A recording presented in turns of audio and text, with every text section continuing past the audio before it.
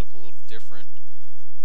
What we're going to go ahead and do is I'm going to take that back off. Delete that. Alright, now to get started, we're going to go ahead and use our rectangular marquee tool.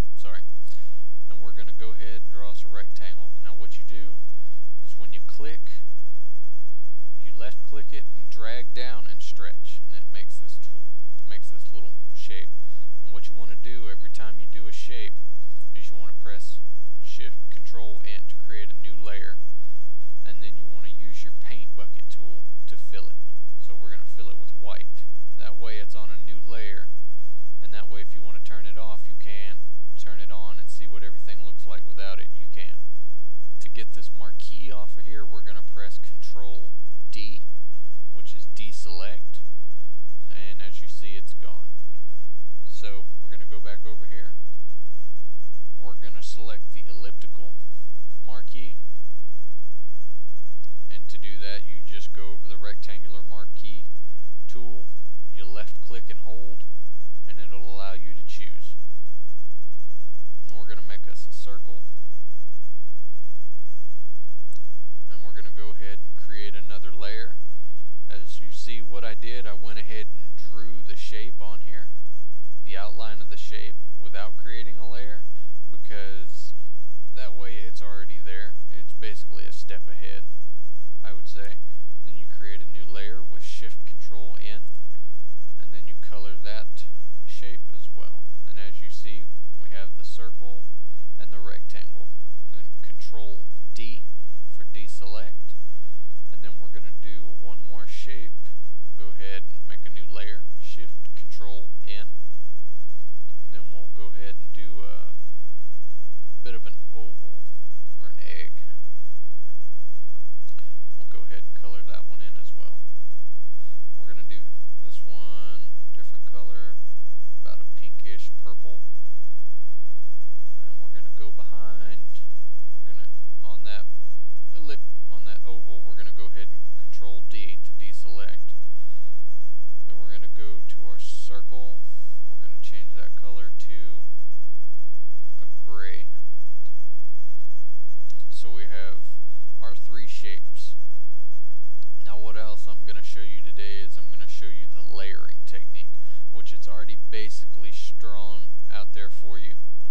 So I'm going to show you how it plays into each other. So we're going to click the rectangle we made in layer 2, and we're going to go to the move tool, and we're going to move it down. And as you see, because it's layered at the bottom, the circle and the oval are on top of it.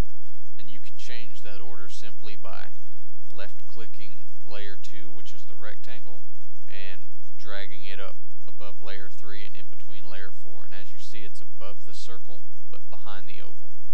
And you can do this any which way with all of them. You can put the oval in the back and the circle up front. It's really all your preference. Now we're going to move these, and I'm going to go ahead and show you the erasing tool. Now the key point on the eraser tool is this: if you have the eraser tool selected like I do, and you have layer 2 selected, and you try to edit layer 3, which is this circle, it will not work.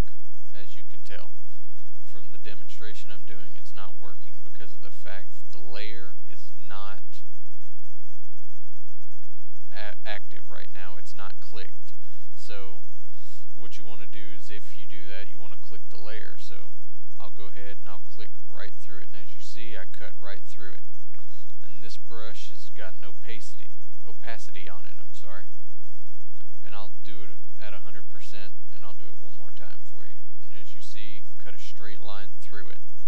Now, in order to undo this, we're going to press Control Alt Z, and as you see, it took us one step back, and we're going to press Control Alt Z again to completely undo it. Basically what Control Alt Z is, if you look in your edit button, it's undo state change is Control Z, and then step backward is Alt Control Z or Control Alt Z, and it will take you a step backwards. Normally it'll let you do a sequence of about 5, as I'll demonstrate.